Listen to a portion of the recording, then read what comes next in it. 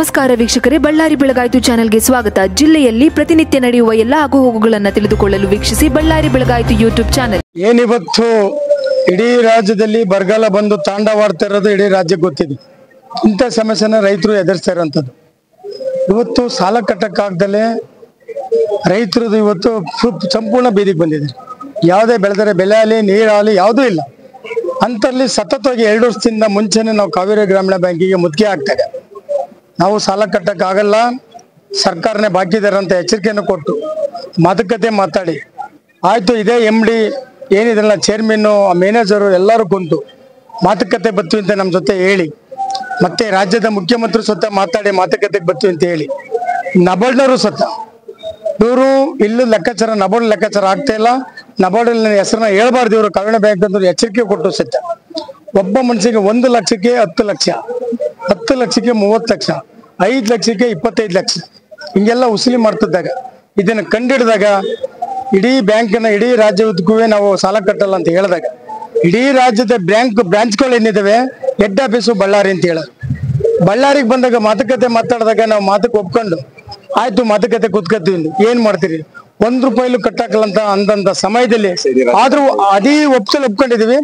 30% ಕಟ್ತೀವಿ ಅಂತ. ಎಷ್ಟ ನೀವು ಕೊಟ್ಟಿರಲ್ಲ ಅಣ್ಣ, ಅದ್ರಲ್ಲಿ 30% ಕೊಡ್ತೀವಿ, ಹಂಗಿದ್ರು ಮಾತುಕತೆಗೆ ಬನ್ರಿ ಅಂತ ಆಯ್ತು ಅಂತ ಹೇಳಿ ನಬಾರ್ಡ್ ಮೇಲೆ ಹಾಕಿದ್ವಿ.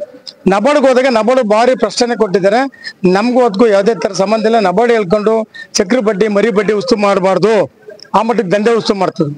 ಆದ್ರೂ ಎಚ್ಚರಿಕೆ ಕೊಟ್ಟು 2 ತಿಂಗಳಿಂದ ಇಡೀ ರಾಜ್ಯದ 28 ಜಿಲ್ಲೆನೂ ಪ್ರವಾಸ ಮಾಡಿ ನಾವು ನಿಮ್ಗೆ ಬ್ಯಾಂಕಿಗೆ ಬರ್ತಾ ಇದೀವಿ, ಹುಷಾರ್ ಬನ್ನಿ. ಆಗ್ಲೂ ಸತ ಮಾತಾಡಕ್ ಬರ್ತೀನಿ ಅಂತ ಬರ್ದಲೆ ಈಗ ಎಲೆಕ್ಷನ್ ನೀತಿ ಜಾರಿ ಇದೆ. ಯಾರಿಗೆ ನೀತಿ ಜಾರಿ, ಯಾರಿಗೆ ಕಾನೂನು? ಈಗೇನೋ ಮೊನ್ನೆ ಮಾಡಿದ್ರೆ ನೀತಿ ಜಾರಿ ಇದೆ ಇರ್ಬೋದು. ಆಯ್ತು, ಕಾನೂನು ನೀತಿನ ನಾವು ಉಲ್ಲಂಘನೆ ಮಾಡಲ್ಲ, ನಾವು ಭಾರಿ ಗೌರವಿಸ್ತೀವಿ. ಆದ್ರೂ ಸರ್ಕಾರ ಏನ್ ಮಾಡ್ತಿದ್ರಿ? ನಿಮ್ ಇಂಟೆಲಿಜೆನ್ಸ್ ರಿಪೋರ್ಟ್ ಇದೆ.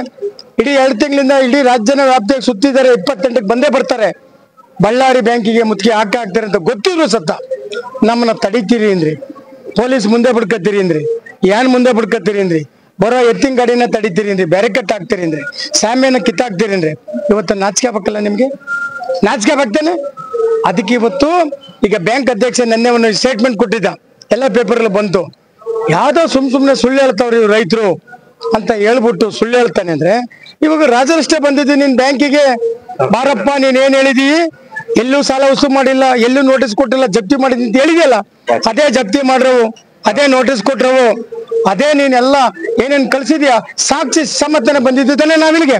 ಮತ್ತೆ ಪೊಲೀಸರು ಯಾಕ್ರಿ ಅಡ್ಡ ಹಾಕ್ತೀರಿ ನಮ್ಮನ್ನ? ನೀವು ಪೊಲೀಸರಿಗೆ ಹೇಳ್ಬೇಕು, ನೀವೇ ಮಾತಾಡಿದಿರಿ, ರೈತರು ಬಂದಿದ್ರೆ ಅವ್ರ ಲೆಕ್ಕಾಚಾರ ಚುಪ್ತ ಮಾಡ್ರಿ ಅಂತ ಕರಿಬೇಕು ನೀವು. ಅದಕ್ಕೆ ಈಗ ಅವ್ರಿಗೆ ಗಡುವು ಕೊಟ್ಟಿದೀವಿ. ಇನ್ನು ಅರ್ಧ 1 ಗಂಟೆ ಗಡುವು ಕೊಡ್ತೀವಿ, ತೀರ್ಮಾನ ತಗೋತೀವಿ. ಬರಲ್ಲ ಅಂದ್ರೆ ಕಾನೂನು ನಾವೇ ಕೈ ತಳೋದು ಗೊತ್ತಿದೆ. ಈಗಾಗಲೇ ಹೇಳಿದೀವಿ, ರಾಜ್ಯದ ಉದ್ದಕ್ಕೂ LD ಬ್ಯಾಂಕ್ ಏನ್ ಸಾಲ ಇದೆ ಸಂಪೂರ್ಣ ನಾವೇ ಮನ್ನಾ ಮಾಡ್ಕೊಂಡಿದೀವಿ. ಆ ಮನ್ನಾ ಮಾಡ್ಕೊಂಡು ಈಗ ಋಣ ಪತ್ರ ರೈತರಿಗೆ ಕೊಡ್ಬೇಕು, ಹೊಸ ಸಾಲನ ಘೋಷಣೆ ಮಾಡ್ಬೇಕು ನೀವು. ಇಲ್ಲ ಅಂದ್ರೆ ಇಡೀ ರಾಜ್ಯದಲ್ಲಿ ಎಲ್ಲಿ ನೀವು ಹೋಗ್ತೀರಿ ಅಲ್ಲೇ ಕರೆ ಕೊಡ್ತಾ ಇದೀವಿ ಅಂತ ಕಟ್ಟ ಹಾಕ್ಬಿಟ್ಟು ಅವ್ರನ್ನ ವಾಪಸ್ ಕಳಿಸ್ರಿ, ಕೂಡ ಹಾಕ್ರಿ ಅಂತ ಹೇಳಿದೀವಿ. ಈಗ ಸಾಲನ ಸಂಪೂರ್ಣ ಮನ್ನಾ ಮಾಡ್ಕೊಂಡು ಬಳ್ಳಾರಿಯ ನಿರಂತರ ಸುದ್ದಿಗಾಗಿ ಬಳ್ಳಾರಿ ಬೆಳಗಾಯಿತು ಚಾನೆಲ್ನ ಸಬ್ಸ್ಕ್ರೈಬ್ ಮಾಡಿ ಹಾಗೂ ಬೆಲ್ ಐಕಾನ್ ಒತ್ತಿ.